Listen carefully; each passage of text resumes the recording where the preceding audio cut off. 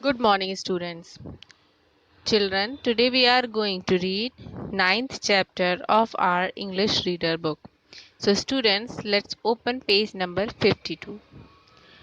The name of our chapter is Who is to Blame?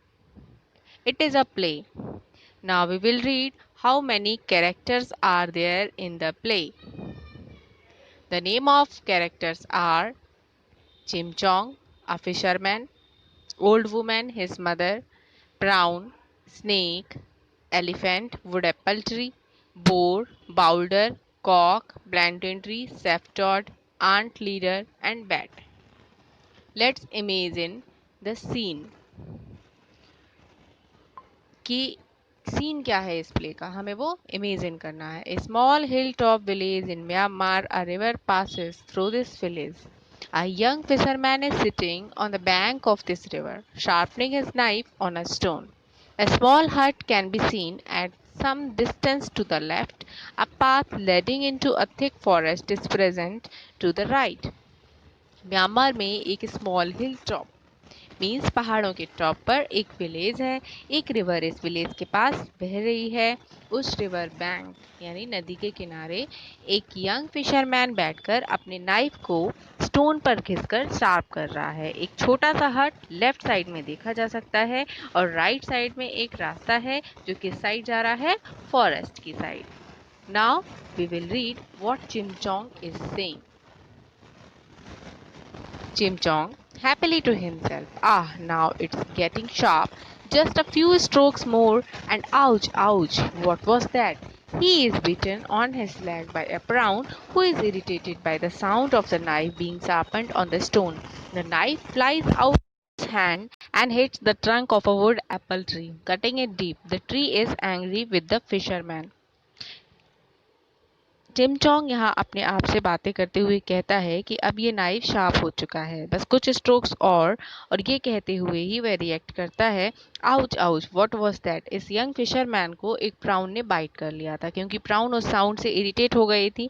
जो knife को stone पर घिसकर sound create कर रहा था फिशरमैन, उस साउंड से वो प्राउन बहुत इरिटेट हो गई थी, इसलिए उसने फिशरमैन की लेग को बाइट कर लिया. तो उसके हैंड से वो नाइफ छूट जाता है. किसके हैंड से? चिमचोंग के हैंड से, और वुड एप्पल ट्री के ट्रंक को हिट कर देता है. और ट्री इसलिए फिशरमैन से नाराज हो जाता है क्योंकि उसकी ट्रंक पर फिशरमैन ने नाइफ को हिट कर दिया था. Wood apple. Oh, that is not fair fisherman. Take that for hitting me. Saying so, the tree drops a wood apple to hit Tim Chong. He is still jumping around because of the prawn's bite. The fruit hits a cock instead. The cock is shocked. Would apple tree कहता है, ये बिल्कुल सही नहीं है मुझे hit करने के लिए, अब ये लो. ये कहते हुए ट्री चिमचोंग को हिट करने के लिए एक वुड एप्पल उसके ऊपर गिरा देता है. अब क्योंकि चिमचोंग को प्राउन ने बाइट कर लिया था तो चिमचोंग तो अभी तक जंपिंग ही कर रहा था दर्द की वजह से, इसलिए उस फ्रूट ने चिमचोंग की प्लेस पर किसको हिट किया? कॉक को.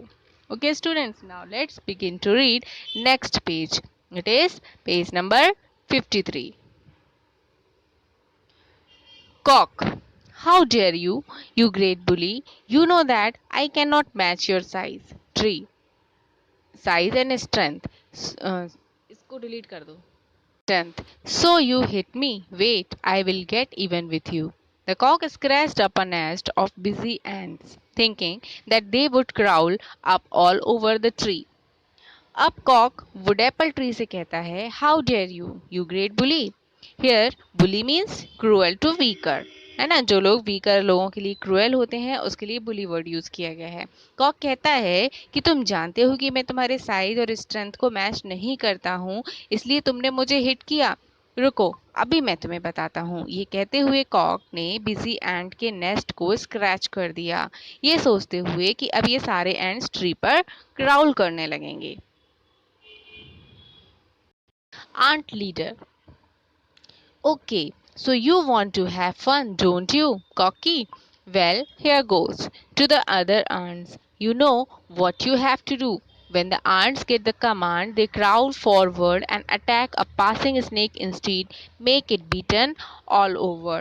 अब आंट लीडर कहता है, अच्छा कॉक, तुम मजे लेना चाहते हो, अभी इसे बताता हूँ। आंट लीडर आंट्स को कमांड देता है, पर आंट्स आगे क्राउल करती हैं और कॉक की जगह स्नेक पर अटैक कर देती हैं और स्नेक को पूरी बॉडी में बाइट कर लेती हैं। Snake, don't pick me, pick on me, you cheats, let me go. The snake wriggles free, rushes toward the forest, and bites a boar on his leg. Snake आइन से कहता है कि मेरे ऊपर मत आओ, प्लीज मुझे जाने दो, और अपनी बॉडी को ट्विस्ट करते हुए वो फॉरेस्ट की तरफ चला जाता है और एक बोर को बाइट कर लेता है। Bore, what on earth did you do that? Bore कहता है कि क्या तुम अर्थ पर ऐसा ही करते हो? Snake, you were the first and the easiest target for him. अब स्नेक कहता है कि तुम मेरे लिए फर्स्ट और इजिएस्ट टारगेट थे, इसलिए मैंने तुम्हें बाइट कर लिया। Bore, well, I can't bite you back. I will have to find some medicinal roots. He rushed off and furiously digs up the root of a plantain tree. This caused the tree to fall. A bat sleeping on the tree is disturbed when it falls. He flies about blindly and accidentally rushed into the ear of an elephant drinking water from the river. इस पर bore reply करता है कि मैं तो तुम्हें bite नहीं कर सकता, सबसे पहले मुझे कुछ मेडिसिनल रूट्स ढूंढनी पड़ेंगी। और वो वहां से निकलता है और प्लेंटेन ट्री की रूट्स को डिग करने लगता है, मीन्स खोदने लगता है, और इस वजह से वो ट्री गिर जाता है। जब वो ट्री गिर जाता है तो इस ट्री पर बैठा हुआ एक बैट भी डिस्टर्ब हो जाता है और वो भी नीचे गिर जाता है। अब क्योंकि बैट तो डे टाइम में देख नहीं सकता, डे में बैट्स ब्लाइंड हो जाते हैं, तो वो ब्लाइंडली एंड एक्सीडेंटली एलिफेंट के ईयर में चला जाता है जो रिवर से पानी पी रहा था।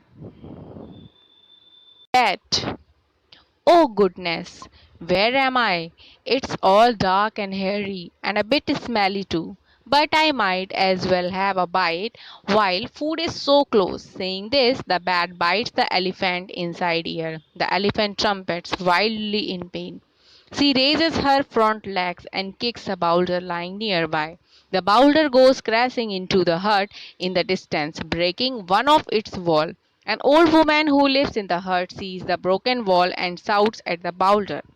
अब बैट कहता है कि वेयर एम आई, मैं कहाँ आ गया हूँ, यहाँ हर जगह बहुत डार्कनेस है और ये प्लेस बहुत ही हेयरी एंड स्मेली भी है।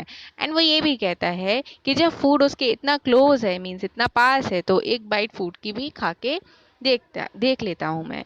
ये कहते हुए बैट एलिफेंट के ईयर को बाइट कर लेता है। इस वजह से एलिफेंट ट्रम्पेट करने लगता है, उसे बहुत पेन होता है, इसलिए वो अपने फ्रंट लेग्स को उठाता है और उसके पास में एक जो बाउल्डर था उसे किक करता है। बाउल्डर मतलब बहुत बड़ा सा एक पिलर टाइप का है ना, उसको बाउल्डर कहते हैं।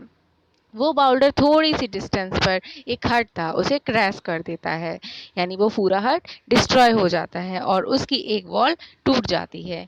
एक ओल्ड वुमेन जो उस हट में रहती थी, वो उस ब्रोकन वॉल को देखकर बाउल्डर पर साउट करने लगती है। Old woman, you stupid boulder, look at what you have done. Now you pay me to rebuild my house or else. Old woman boulder को स्टूपिड कहते हुए बोलती है, देखो तुमने क्या किया, मेरा हट डिस्ट्रॉय हो गया है, अब तुम्हें मेरा हट दोबारा बनाना पड़ेगा। Boulder, what, you want me to pay? You, why should I? I didn't want to break your wall. I was minding my own business. It was the elephant who kicked me before I could say anything.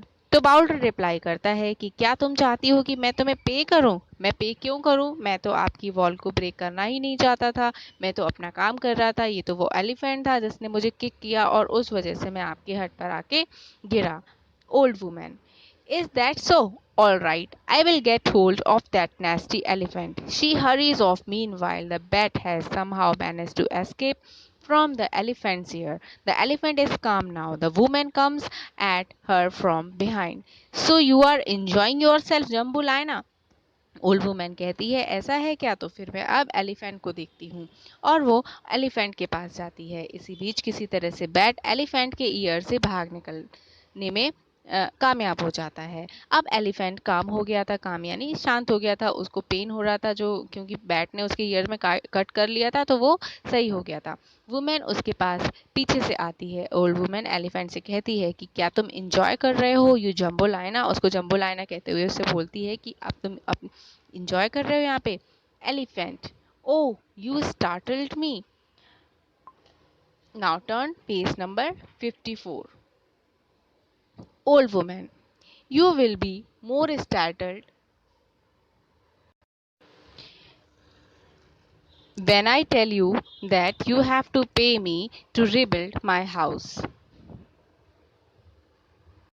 Elephant, don't bother me. I have already been bothered enough by that bat sleeping over there in that tree. He bit me, so I kicked the boulder. The bat hears the accusation and shouts out aloud from his reciting place in the tree. अब elephant old women को reply करता है कि मुझे परेशान मत करो, don't bother me. मैं पहले ही उस बैट की वजह से परेशान हो चुका हूँ जो इस पेड़ पर सो रहा था, इसलिए मैंने उस बाउल्डर को किक कर दिया। और बैट ये सारी बातें ट्री के अंदर बैठा हुआ सुन रहा था। Bat, how it is my fault. I was sleeping and then that plantain tree suddenly decided to throw me out for no reason. I can't see by the day. Everyone knows that. Go and get your payment from that plantain tree. Old woman, oh, I will. She goes to the plantain tree which is lying on the ground. And what is your excuse? Bat कहता है कि ये मेरी गलती कैसे हो सकती है, मैं तो आराम से ट्री में सो रहा था। अचानक से प्लैंटेन ट्री ने डिसाइड किया कि वो मुझे बाहर फेंक दे। सभी लोग जानते हैं कि मैं दिन में देख नहीं सकता हूँ। जाओ उस प्लेन ट्री के पास जाओ और उससे अपना पेमेंट लो। ओल्ड वुमेन प्लेन ट्री के पास जाती है जो ग्राउंड पर लेटा हुआ था। उसे पूछती हैं कि तुम्हारा क्या बहाना है। Old women, oh, I will. She goes to the plantain tree which is lying on the ground. And what is your excuse? Plantain tree.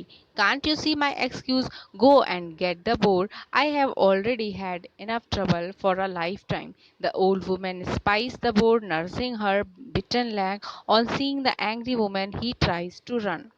प्लेंटेन tree कहता है कि क्या तुम्हें दिखाई नहीं देता, मुझे तो लाइफ टाइम के लिए परेशानी हो गई है। जाओ उस बोर को लेके आओ। अब ओल्ड वुमेन उस बोर के पास जाती हैं और ओल्ड वुमेन को गुस्से में देखकर बोर वहां से भागने की कोशिश करता है। Old women, stop there boar, you have to pay for the damage you have done to my house, else the whole village will bore, oh no, it was not my fault. The snake bit my leg. If it were not for the snake, your house would be fine. Go get the snake. She rushes off to find the snake. When she finds him, she lifts him by his tail. Old women boar से कहती हैं stop there, तुम रुको वहाँ पे, तुम्हें मेरे हट को डैमेज करने के लिए पे करना पड़ेगा। तो बोर कहता है इसमें मेरी कोई फॉल्ट नहीं थी, स्नेक ने मेरे लेग को बाइट कर लिया था, अगर वो स्नेक नहीं होता तो आज आपका घर बिल्कुल अच्छा होता। उस स्नेक को लेके आओ। उस ओल्ड वुमेन ने अब स्नेक को ढूंढना स्टार्ट किया और स्नेक के पास वो पहुंच जाती हैं। Now students, we will read the remaining part of this chapter in next video. Stay safe, stay healthy and keep learning.